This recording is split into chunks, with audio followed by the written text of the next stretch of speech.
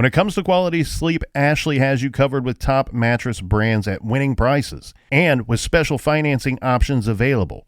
You can snooze now and pay later. Plus, your mattress purchase helps give the gift of better sleep to children in need and U.S. Special Operations Forces. Visit your local Ashley store or shop online today and make every snooze count. Financing is subject to credit approval. See store or ashley.com for details.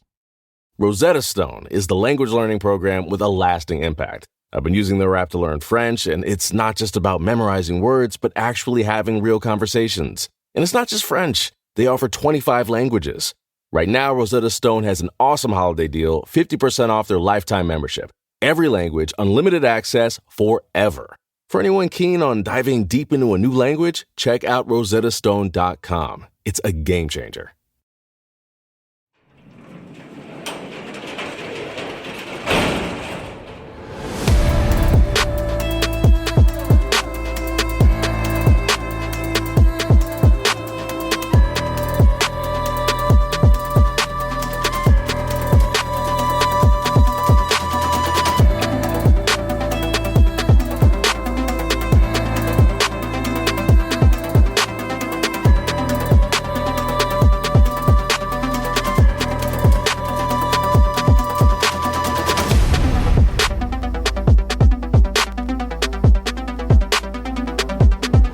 Welcome to True Crime Garage. Wherever you are, whatever you're doing, thanks for listening. I'm your host, Nick, and with me, as always, as a man that knows how to make $14 the hard way, here is the captain. I don't stop at $14. I give you a $14.50 show. It's good to be seen and good to see you. Thanks for listening.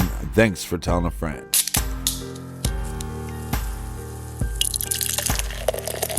Today in the garage, we are drinking Santa's Private Reserve Ale from the good folks over at Rogue Ales. This is a strong ale, 8.1% ABV, and you're going to love the brilliant copper color and the sweet maple flavor and aroma. Garage grade 4 out of 5 bottle caps. And here's some brilliant people that we are awfully fond of. Big cheers goes out to Colin in Middleton, Wisconsin. And a big shout out to Jenny from the block in Detroit, Michigan. This next one, Captain, and they want me to try to say it, so here we go. A double cheers goes out to our friends Crystal and Jonathan Sikafus in Wasilla, Alaska. I wonder if they're related to one of the hippest bass players of all time, Todd Sikafus. Cheers to you, my friend. And a big shout out to Wendy in San Antonio, Texas. Next up, we have a cheers to Jessica in Medina, Washington. And last but certainly not least, we have Ashley in Afton, Missouri. Everyone we just mentioned, they went to truecrimegarage.com and they helped us fill up this fridge sitting right here in the garage to the right of me. It's full of beer, and for that, we thank you. Yeah, happy 2022. We made it. BWERUN, Beer Run.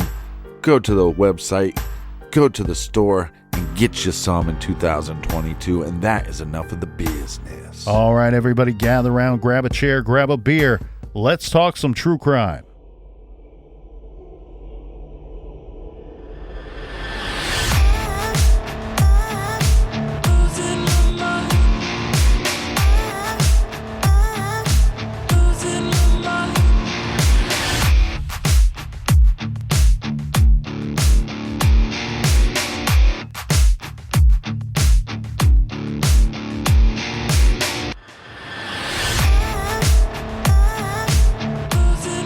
Welcome to the final episode of True Crime Garage for 2021. Yeah. I hope everybody's strapped in and ready to rock for 2022.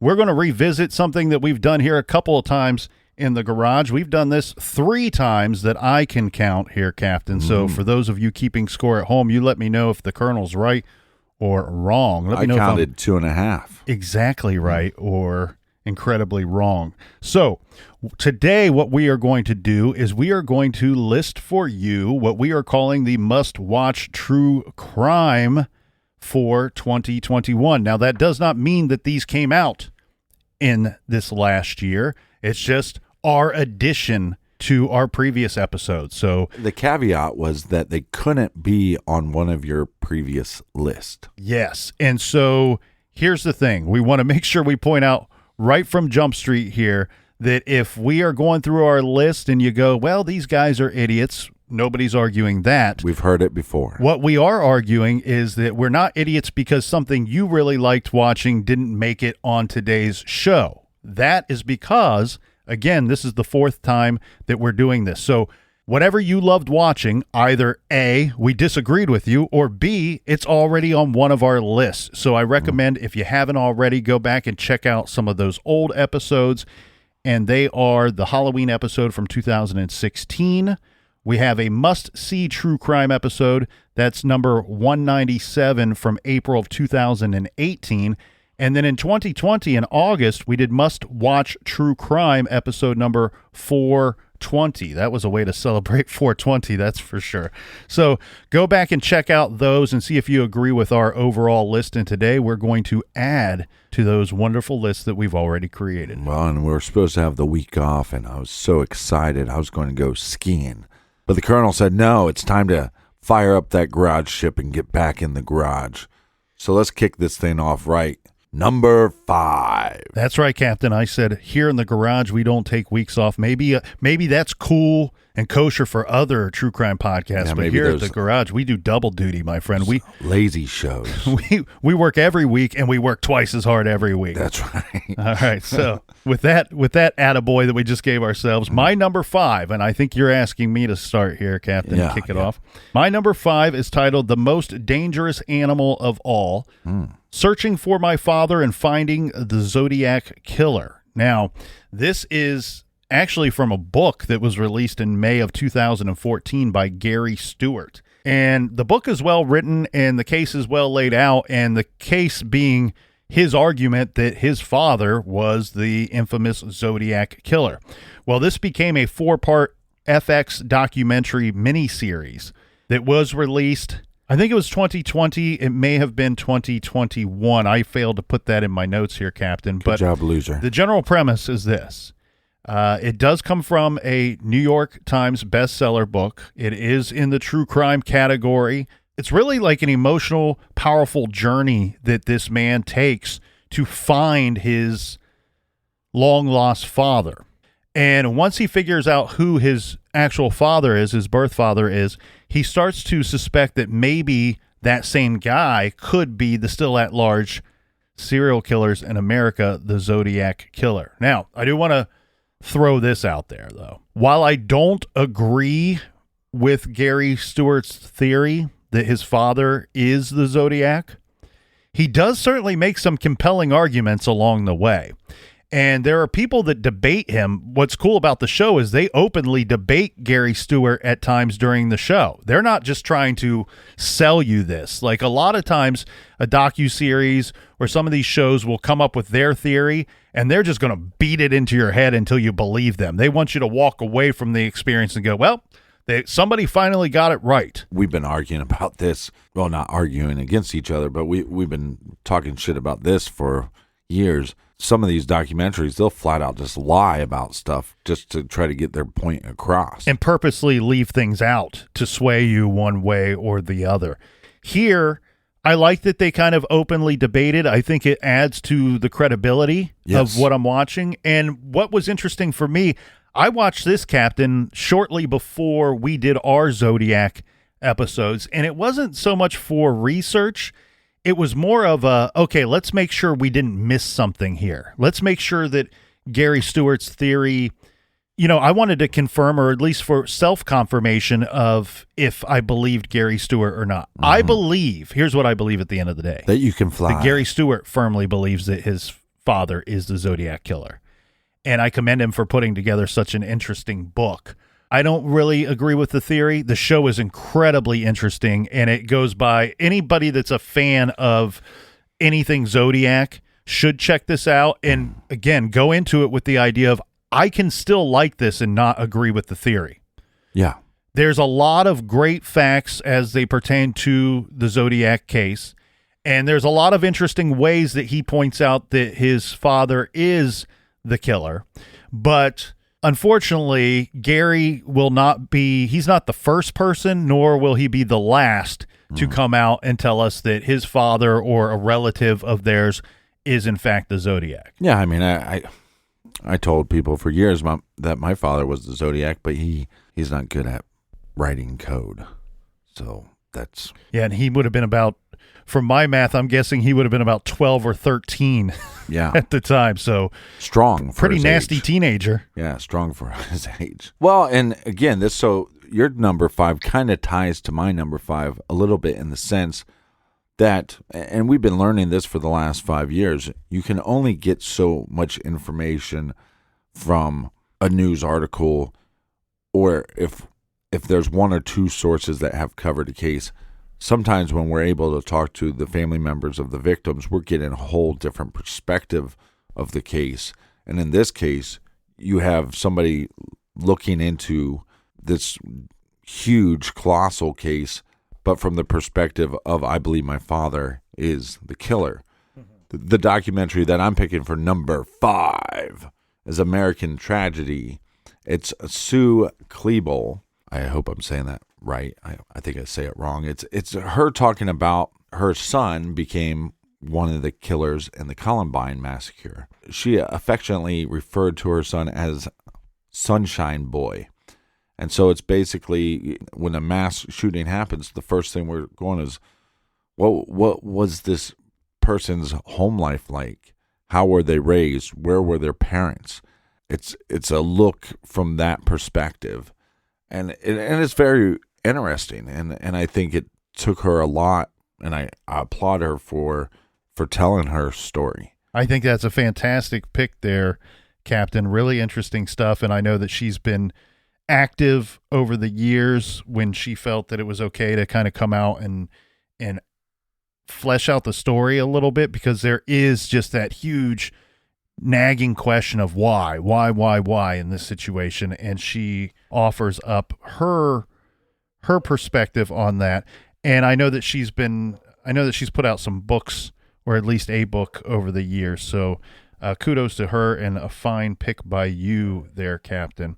For my number 4, I went with A Wilderness of Error. So this again is me going back to the well. This is FX as well, just like my 5th pick, but Wilderness of Error, The Trials of Jeffrey MacDonald. This again is from a book by one of my favorites, maybe not one of my favorite true crime authors, but one of my favorite true crime documentary makers. That's Earl Morris, who we've talked about on the show before, because he is responsible for one of the best true crime documentaries, in my opinion, The Thin Blue Line. So his book was published in September of 2012, and basically it's a lot similar to True Crime Addict from James Renner, where a large portion of the book is him discussing his fascination and obsession with the Jeffrey MacDonald case. Now, Jeffrey MacDonald is a case that we covered here in True Crime Garage. It's the case of Jeffrey MacDonald, the Green Beret physician accused of killing his wife and 2 daughters at their home in Fort Bragg on February 17th of 1970. He eventually was convicted of the crime, and he has claimed innocence the entire time. He's been in a federal prison since 1982. Now, A Wilderness of Error was a 5-part television series based off of the book that first aired on September 25th of 2020.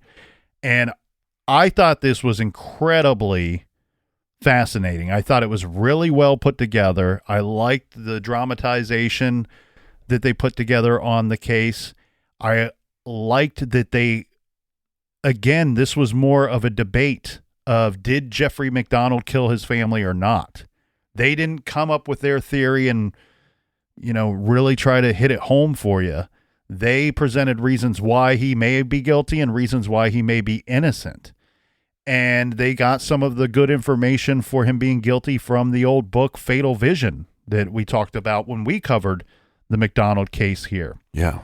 Now, one thing that I found really interesting is that Earl Morris, who I believe to be an incredibly brilliant and smart individual, he seems to think that Jeffrey MacDonald is innocent, and he just struggles so hard. And I think he has an understanding that not only do the courts disagree with him, but the general public as a whole seem to disagree with that idea. I know there's a lot of people that have argued his innocence over the years, and there's a good foundation of people out there that believe him to be innocent. But I just found it interesting that such a smart individual, brilliant individual, such as Earl Morris, is struggling with what I think is kind of an open and shut case. Well, sometimes your thoughts and opinions come from your gut, and sometimes they come from your butt. There are a couple cases that we've covered in the past that my gut feeling has leaned towards maybe opinions that are not popular in the true crime world. I won't mention those because I'll get a bunch of hate mail, but there's certain cases where there's little details that I can't get over, even though the overwhelming evidence maybe points towards their innocence. So kind of see where somebody could get wrapped up in that. Well, I think it's key too here. Again, another situation. You don't have to agree with the person making the film to enjoy the miniseries or the docuseries. Yeah, or respect the information that they're giving out in the case. At the end of the day, this is still a brilliant docuseries that's incredibly fascinating. It's so I cannot explain the wonderful quality of everything, from the cinematography to the choice of languages and the narratives throughout. It's really well put together, and you would expect nothing less than near perfection from somebody like Mr. Morse. Well, I'm just going to get this out of the way.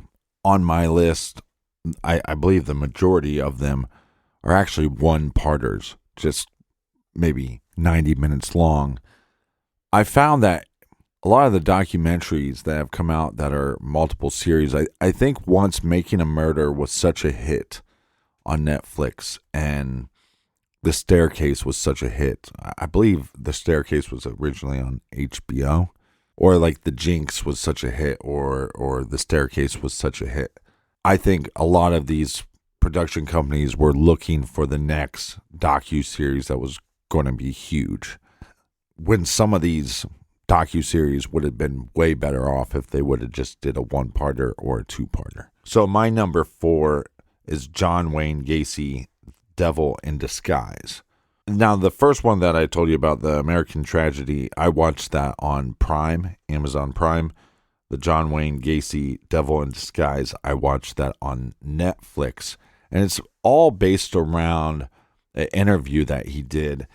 And I could see some people watching this going, well, this is kind of lazy. A lot of the clips and a lot of the information they're giving us is from this John Wayne Gacy interview that he did before he was put to death. But I think it's, again, to get the full scale of any of these cases or these killers or these profiles, this is definitely one way to do it, is to hear from the horse's mouth, or in this case, the devil's mouth. Mm-hmm.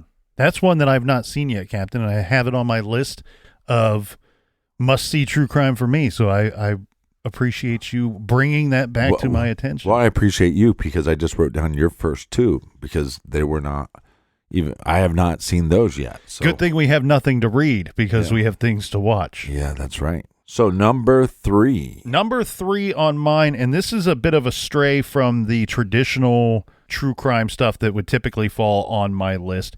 I'm going with a single episode of Dateline, and it's from season 29, and it's episode 59. It's the Amy Mihaljevic Dateline that's titled What Happened to Amy. It came out September 17th, 2021, if anyone wants to figure out how to go back and retroactively watch that.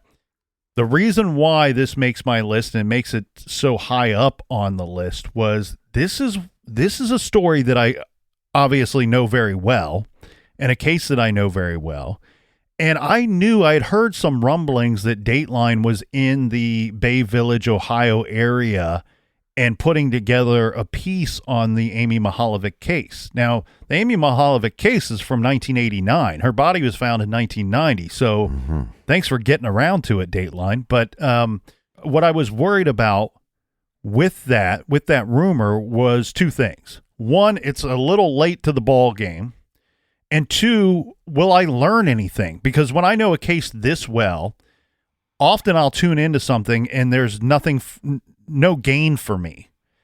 Here, Smarty pants. Here, well, I mean, I'm not claiming that with every case, but it would be just flat out wrong for me to tell you otherwise in the Amy case. Well, and sometimes with the Datelines and some of the hour-long TV shows, it's like you hear about 10, 15 minutes of information, and then back from commercial break, let's repeat half that information, tell you another little nugget, come back from commercial break, repeat all that information again, and then tell you a nugget. And basically, you're like, if you would have just summed this up in 10 minutes, we could have got through this. Well, and yes, and Dateline is going to do an hour or two episode on a case that we've done episodes here in the garage on the same case and done more than 5 hours of material. So thinking that I'm going to learn something in a shorter version of what we've done here in the garage doesn't seem likely.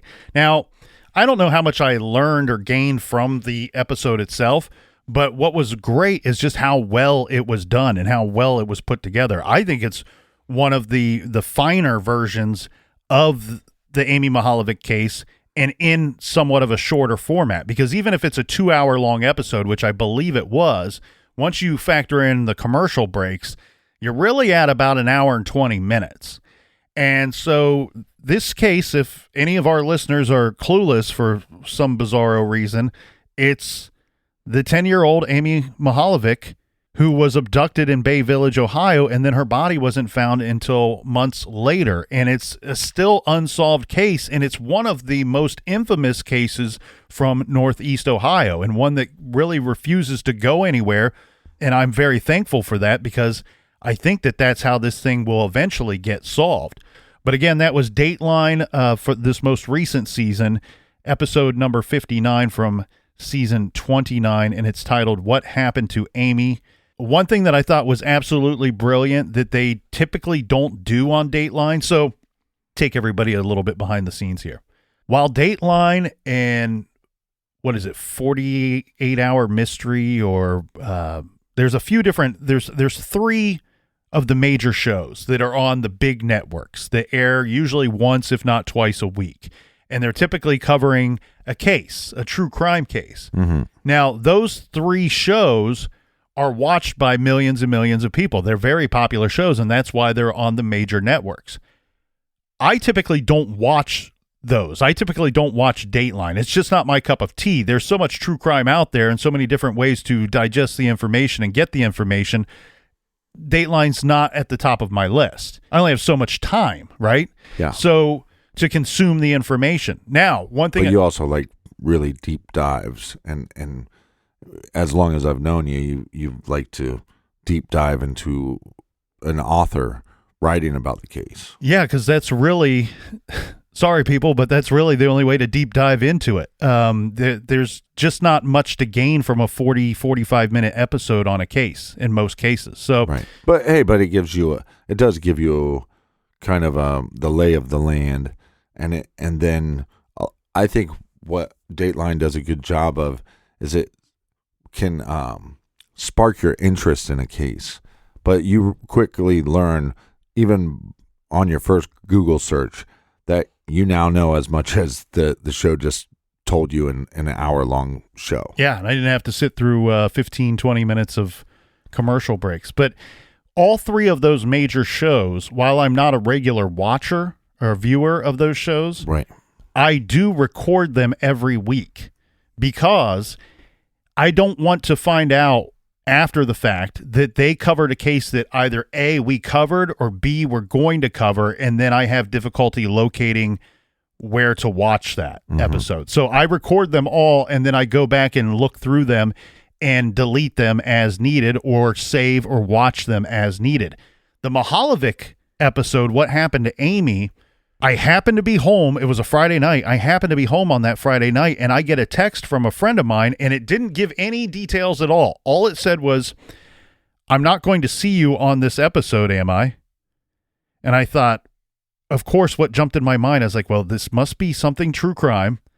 And if I had to guess, that means somebody is doing the Amy Mihaljevic case. Yeah, if they're going to see your ugly face, it'll probably be connected to this case. And so I thought, you know what? I'll flip over and see what's recording on those shows and see if somebody's doing Amy. Because, again, I heard rumblings that they were up there taping. Now, I heard rumblings that they were up there filming a year or so before this episode came out. Mm-hmm. And so I tuned in, and I'm like, oh, of course, Dateline's finally releasing the Amy Mihaljevic episode. And I thought, I'll tune in for a little bit, and I'm sure I'll get bored of it, and I'll find something else to watch. Nope, didn't tune out at any point. I made it all the way through in one sitting, and I thought that one thing that was interesting and very different from what they typically do is later in their coverage of Amy's case, they were constantly putting the information tip hotline number at the bottom of the screen, which you don't typically see them do that on Dateline. Now, half the time the majority of the time they're covering a case that's already solved, so it's not necessary. But I loved the way that they did it. I thought they told the story very well. I thought that they had Phil Torsney and they had Spetzel. They had all the key players that they needed to tell the story in its best form. And they really knocked it out of the park, and I loved that they kept including the tip hotline number for anybody that may have any information, even all of these years later. My only problem with that, and one of the reasons on my list, is it didn't feature you. Well, you're the first to make that complaint.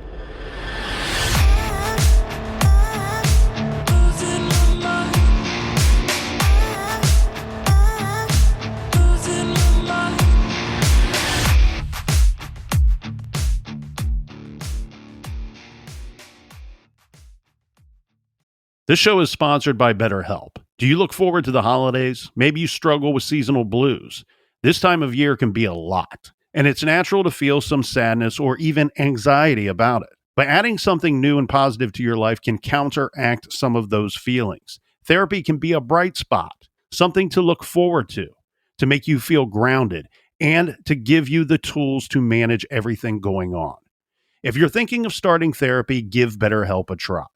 It's entirely online, designed to be convenient, flexible, and suited to your schedule. Just fill out a brief questionnaire to get matched with a licensed therapist and switch therapists at any time for no additional charge.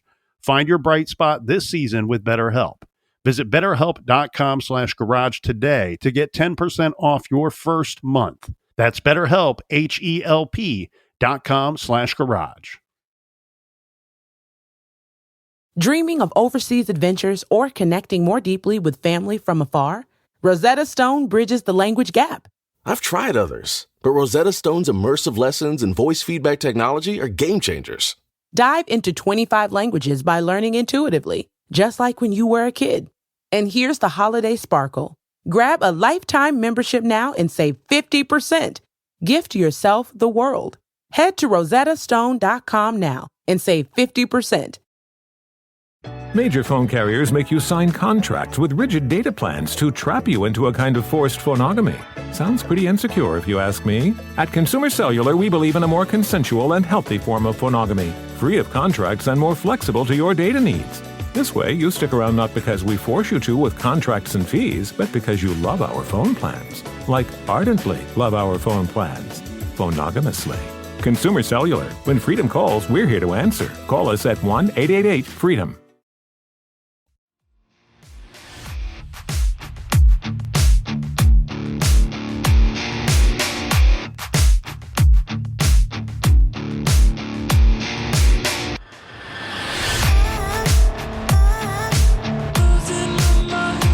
All right, we're back. I hope everybody is ready to celebrate the new year. New year, same old us. That's right. Cheers. Cheers. Somebody asked me, when do you think you'll stop? I go, well, I set in my mind that we're going to do 1,000 episodes, so we're at least going to get there. Whether I have to drag you kicking and screaming, we'll get there. Cheers to you, Colonel. Cheers to you, Captain. So, number 3.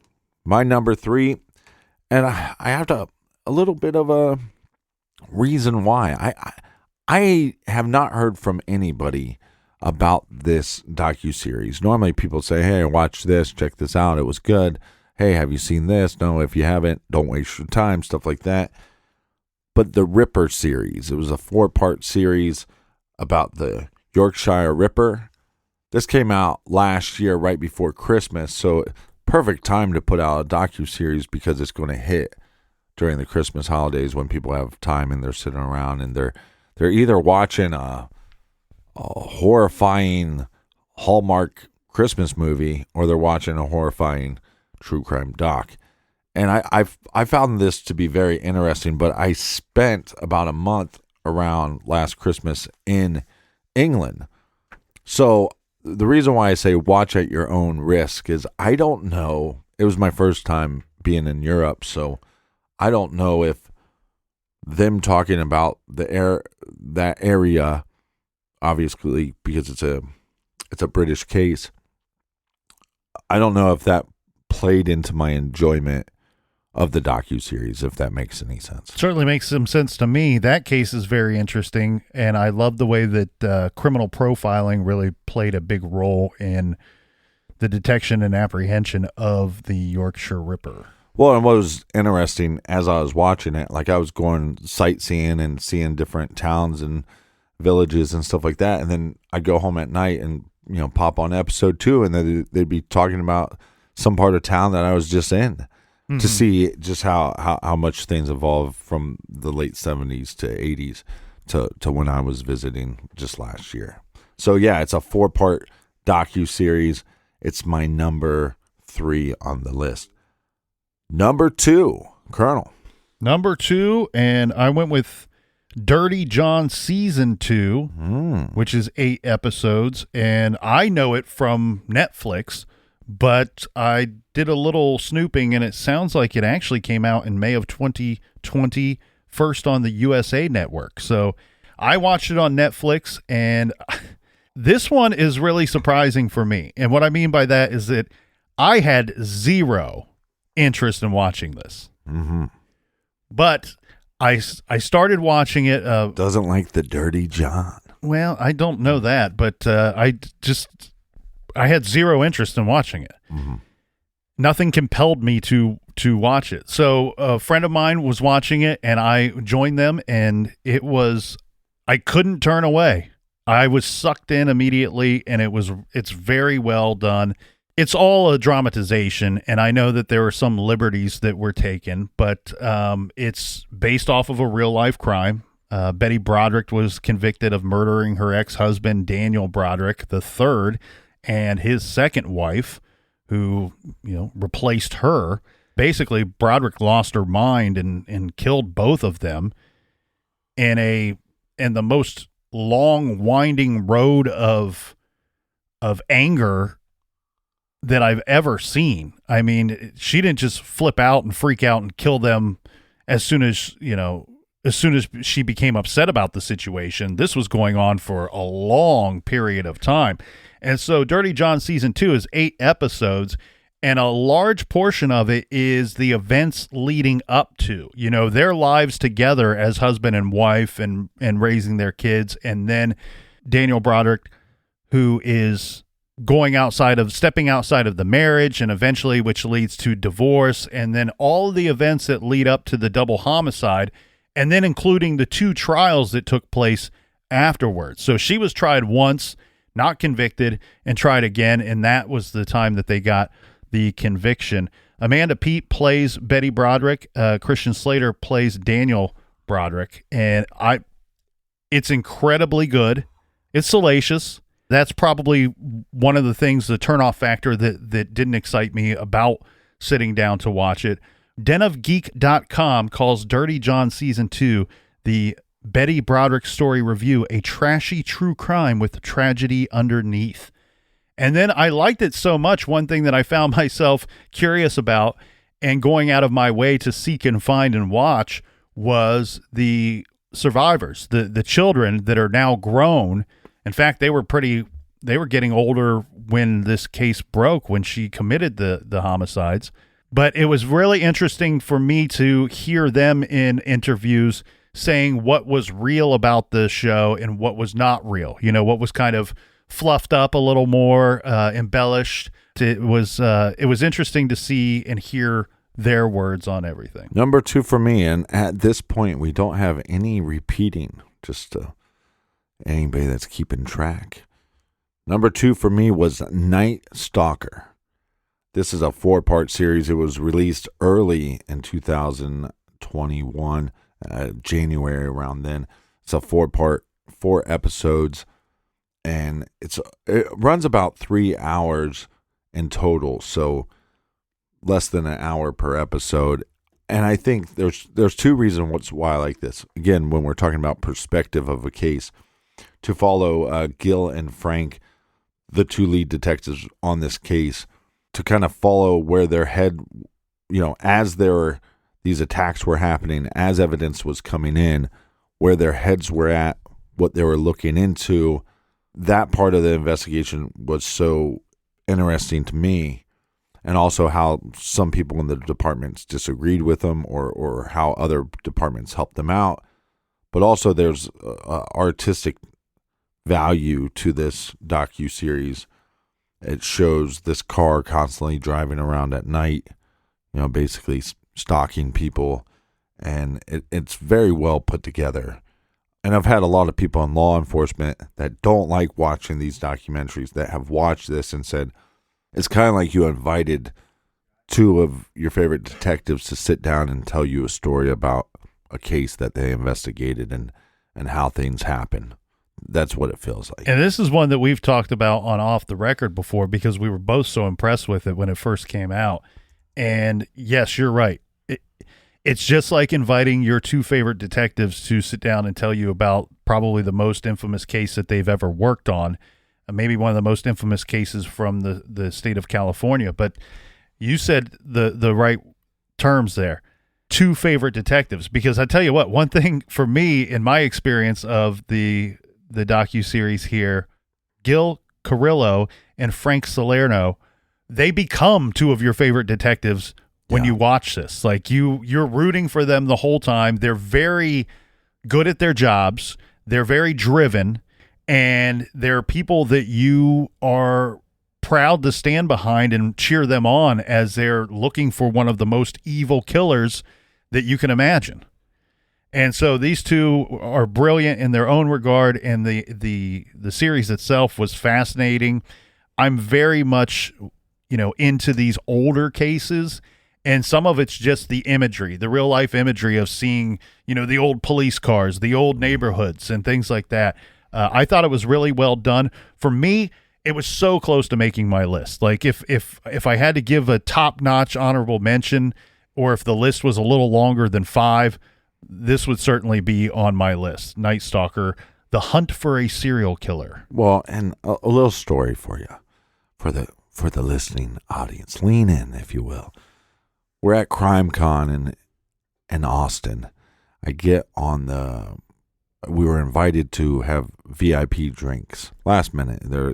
If you get VIP passes, they set up little dinners and little cocktail events, and so a lot of the hosts will meet up with the VIP people, and you get to go and have free drinks. It's a great thing. So jump on the elevator, and here comes Gil, one of the detectives in this case, and one of the speakers at CrimeCon.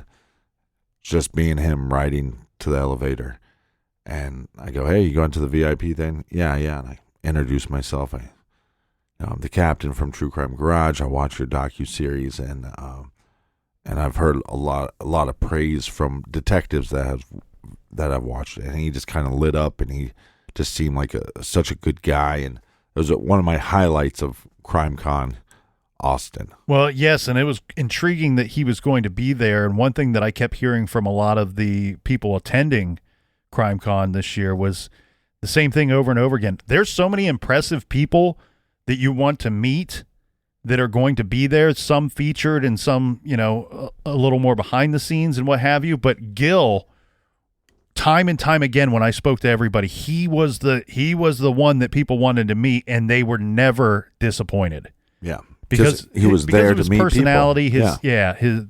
he's a personable individual. He's He would fit nicely here in the garage, Captain. I like the cut of the jib. Yeah, nice.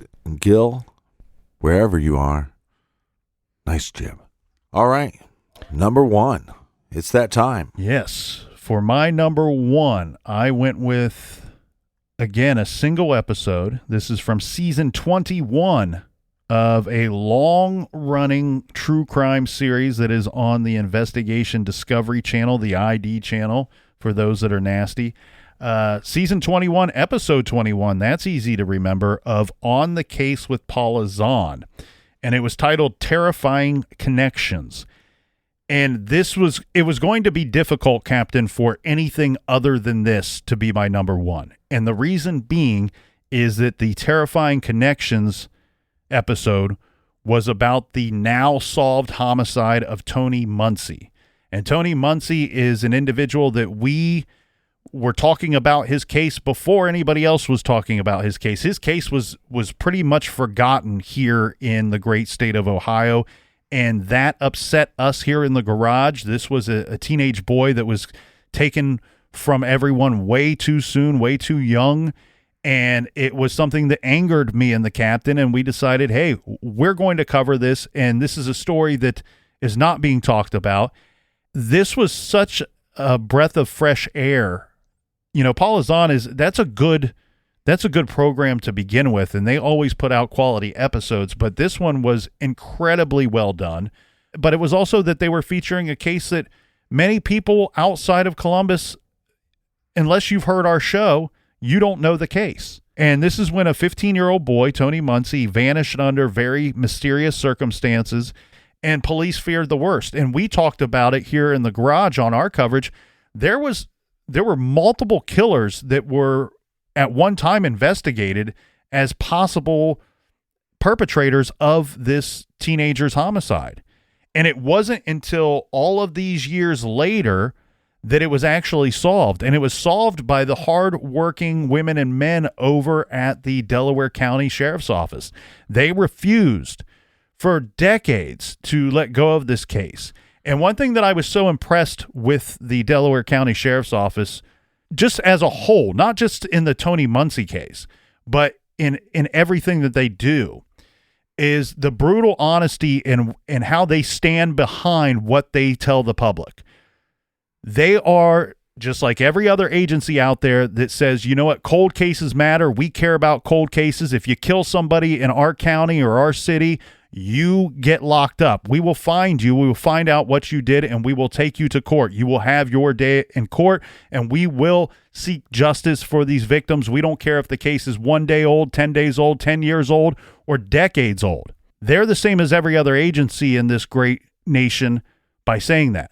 Where they are different from many of them is that they actually do care, number one, and they actually are working those old cases. And the Tony Muncie case is proof of that all these decades later, they could still solve the case. A couple of shout outs here to the hardworking women and men who worked this case over the decades to see it all the way through. Delaware Sheriff William Lavery, who worked the case starting in 1983.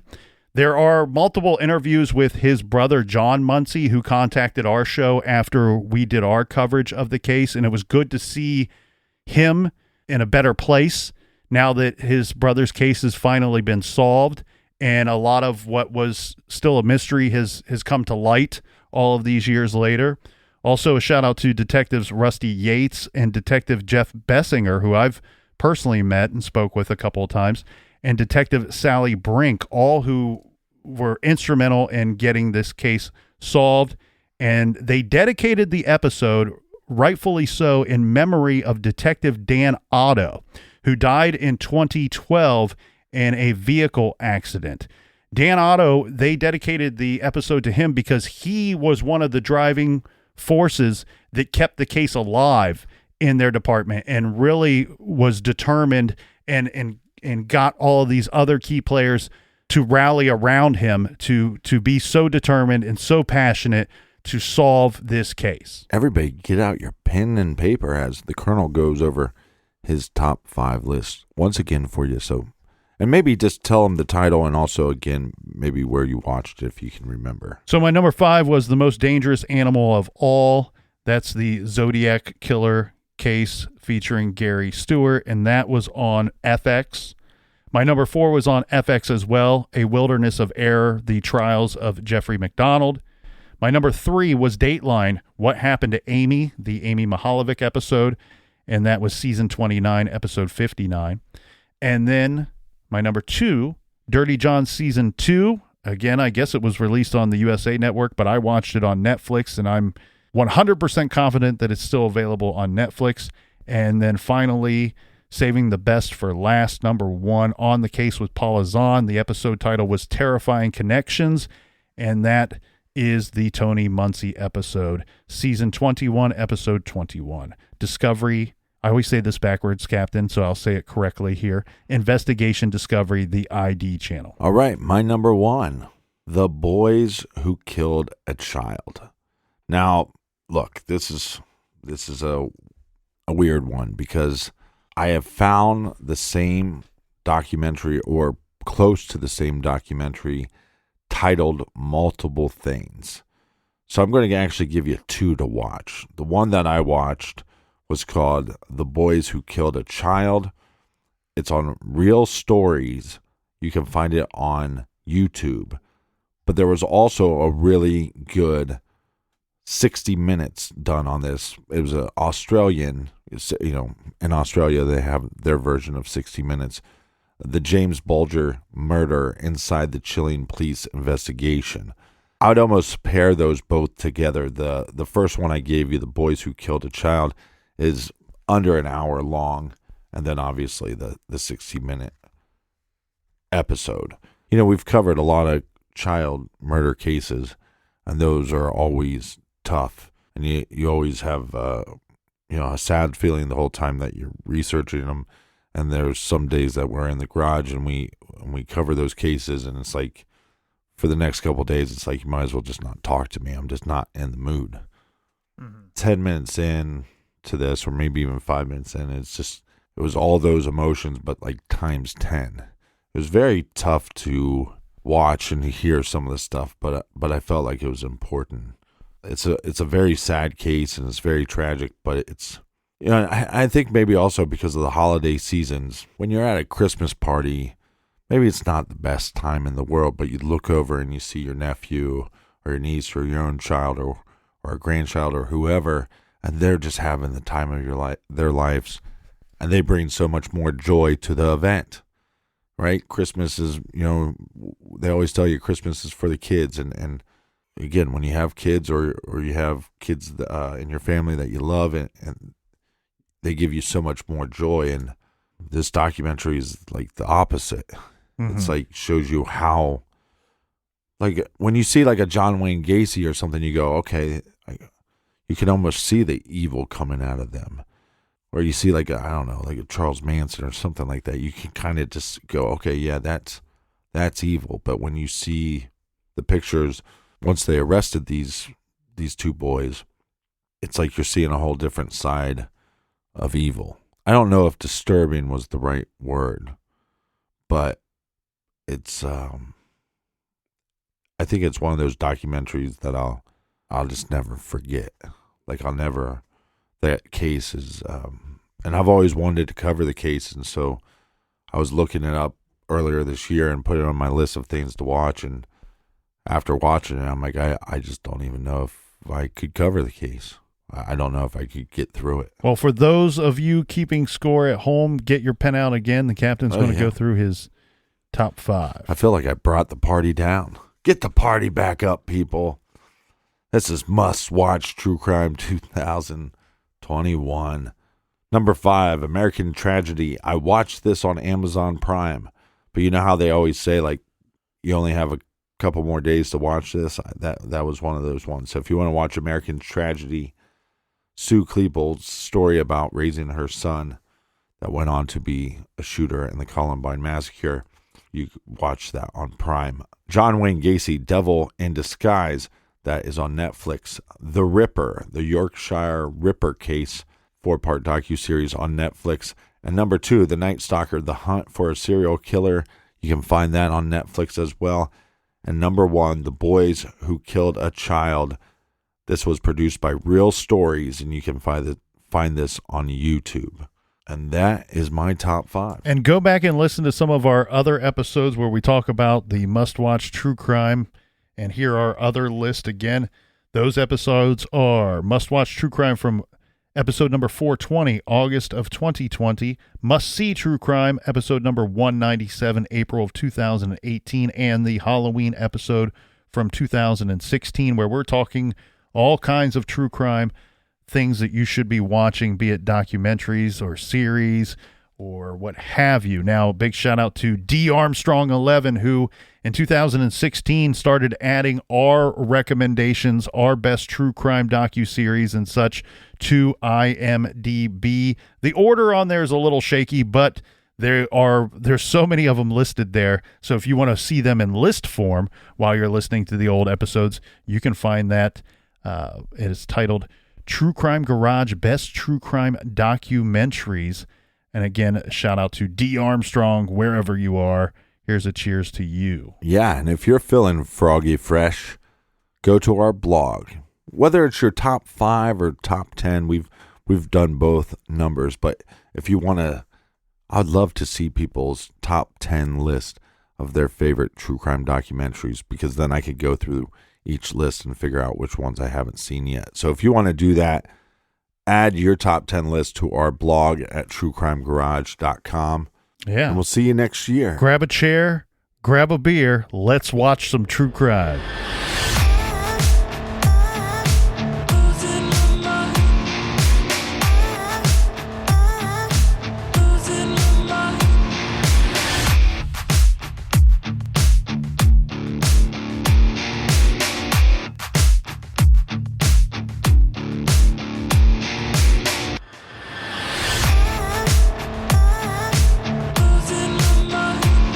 Like always, thanks for joining us here in the garage. Thanks for being our friends. Thanks for telling a friend. And here's to a great 2022. Hopefully, Colonel, so many cases that we've talked about in the past, this will be the year that they get solved.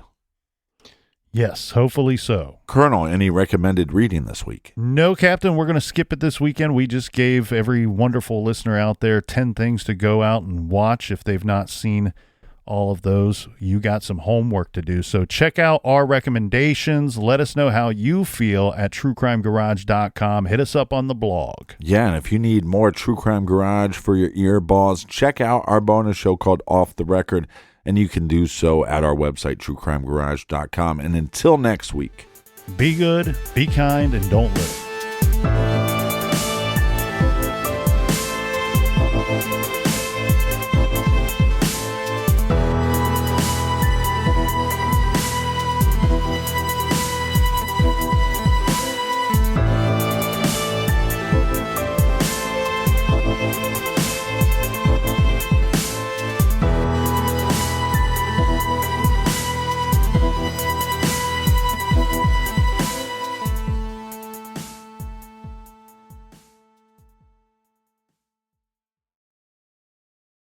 You can live out your MasterChef dreams when you find a professional on Angie to tackle your dream kitchen remodel. Connect with skilled professionals to get all your home projects done well. Visit Angie.com. You can do this when you Angie that.